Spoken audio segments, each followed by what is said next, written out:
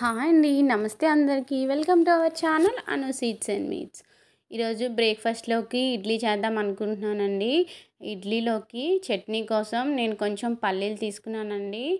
అలానే కొంచెం కొమ్ము శనగలు తీసుకున్నాను. అదే వేపిన శనగపప్పు పుట్నాల పప్పు అంటారు కదండి, అది కొంచెం తీసుకున్నాను.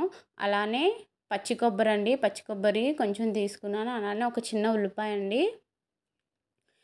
వీటన్నిటిని ఫ్రై చేసుకోవాలన్నమాట. వాటితో పాటుగా ఒక టమాటా తీసుకున్నానండి. అలానే ఒక వెల్లుల్లి, 6 పచ్చిమిర్చి అండి చిన్నవి. అలానే చిన్న అల్లం ముక్క అండి. వీటన్నిటిని ఫ్రై చేయడానికి నేను ఒక కళాయి పెట్టుకున్నాను. దాంట్లో ఆయిల్ కొంచెం వేసుకున్నానండి. అది హీట్ అవ్వగానే మనం తీసుకున్న ఒక్కొక్క దాన్ని ఇందులో ఫ్రై చేసుకోవాలండి. లైట్గా వేసుకోవాలి, ఆయిల్ ఎక్కువ అవసరం లేదన్నమాట.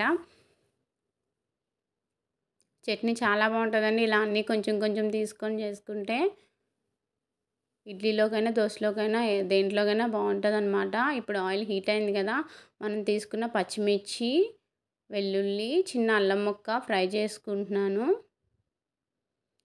ఫ్రై అయిపోయిందండి. వీటిని మనం తీసేసుకుందాం ఒక బౌల్లోకి. నేను బౌల్లోకి తీసేసుకున్నాను. అలానే ఇప్పుడు పల్లీలు, ఈ పుట్నాల పప్పు ఉంది కదండి, వీటిని కూడా ఫ్రై చేసుకుందాం లైట్గా.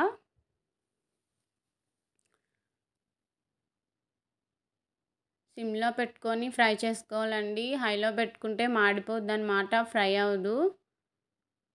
ఇదిగోండి, ఇది కూడా ఫ్రై అయిపోయింది. దీన్ని కూడా మనం బౌల్లోకి తీసేసుకుందామండి. వీటిని కూడా తీసేసుకున్నాం కదా. అలానే ఆనియన్స్ని కొబ్బరి ముక్క కలిపి ఫ్రై చేసేసుకుందామండి. అన్నీ ఇలా ఒక దాని తర్వాత ఒకటి ఫ్రై చేసుకోవడమేనండి. లైట్గా ఫ్రై చేసుకొని బౌల్లోకి తీసేసుకోవడమే. ఇది కూడా ఫ్రై అయిపోయిందండి. ఇంకా బౌల్లోకి తీసేసుకుందాం వీటిని కూడా. ఇంకా ఫైనల్గా టమాటో ఫ్రై చేసేసుకోవడమేనండి.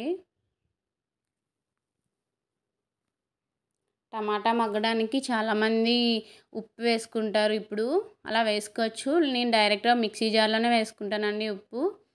కొంచెం జీలకర్ర తీసుకున్నాను అన్నమాట. మీరు జీలకర్ర ఇప్పుడైనా ఫ్రై చేసుకోవచ్చు. ఇందాక మనం పచ్చిమిర్చి, వెల్లుల్లి, అల్లం ఫ్రై చేసాం కదండి, అప్పుడు కూడా వేసుకోవచ్చు. అప్పుడు వేసుకుంటే జీలకర్ర వెంటనే ఫ్రై అయిపోద్దండి, మాడిపోద్ది అన్నమాట. అందుకు నేను ఇలా టమాటా ఉడికించినప్పుడు కానీ, ఆనియన్ ఉడికించినప్పుడు కానీ వేసుకుంటాను జీలకర్ర, మాడకుండా ఉంటుంది. అన్నీ ఫ్రై అయిపోయినాయండి. ఇవి ఇప్పుడు మనకి చల్లగా అవ్వాలండి, కూల్ తగ్గాలి. కూల్ తగ్గిన తర్వాత మనం మిక్సీ జార్లో వేసుకోవాలన్నమాట. చిన్న చింతపండు కూడా తీసుకోవాలండి. చింతపండు తీసుకుంటే టేస్ట్ బాగుంటుంది అన్నమాట. అలానే చట్నీ కూడా పాడవదు. కూల్ అవగానే మనం మిక్సీ వేసుకొని మిక్సీ జార్లో పేస్ట్ చేసుకోవడమేనండి. చింతపండు వేసుకోవడం వల్ల చట్నీ టేస్ట్ బాగుంటుందండి. మిక్సీ జార్లో వేసేసుకున్నాను. ఇదిగోండి, తిక్కుగా ఉంటే నేను వాటర్ కూడా వేసుకొని మనకి ఇడ్లీలోకి సరిపడినట్టు ఈ కన్సిస్టెన్సీలో నేను చేసుకున్నాను. మీరు థిక్గా కావాలనుకుంటే వాటర్ తక్కువ వేసుకోండి. నేను దీంట్లో పోపు కోసం జీలకర్ర, ఎండుమిర్చి 2, కొంచెం ఆవాలు, కొంచెం కరివేపాకు తీసుకున్నానండి.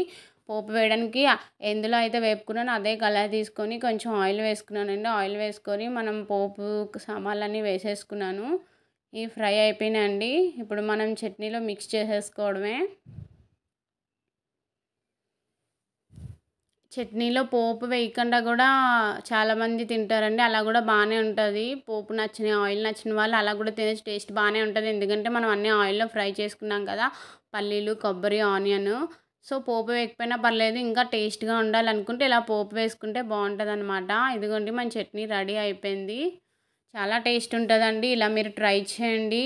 కొబ్బరి, పల్లీలు అన్నీ మిక్స్ చేసి టేస్ట్గా ఉంటుంది. మిక్స్ చేసి చట్నీ చేస్తే ఇలా ట్రై చేసి నాకు ఎలా ఉందో కామెంట్ చేయండి. నిజంగా చాలా బాగుంటుంది. థ్యాంక్ యూ ఫర్ వాచింగ్ అండి. Please subscribe to my channel.